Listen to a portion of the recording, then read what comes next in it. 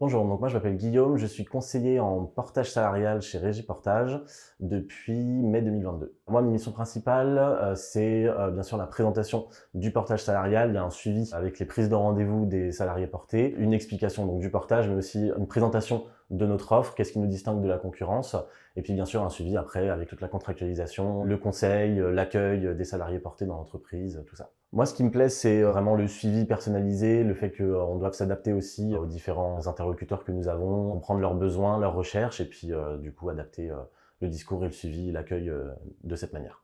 L'intégration, elle s'est passée à peu près en 2 semaines, donc ça s'est très bien passé parce que c'est une entreprise à taille humaine, donc j'ai vraiment été accueilli personnellement, on m'a présenté un peu toutes les équipes, et puis du coup j'ai suivi la formation pour expliquer le portage salarial, comprendre le portage salarial. Effectivement, c'est de la vente, mais c'est de la vente d'un produit assez technique, avec prise de notes bien sûr, double écoute. Donc double écoute, c'est une écoute active à côté pendant un rendez-vous pris avec du coup le formateur. Puis bien sûr après, changement de rôle, c'est-à-dire que du coup la double écoute, je deviens moi-même l'interlocuteur direct. Il y a bien sûr le formateur à côté qui m'écoute, qui prend des notes, et après qui fait un petit débrief avec moi pour expliquer les points forts, les points faibles de la situation.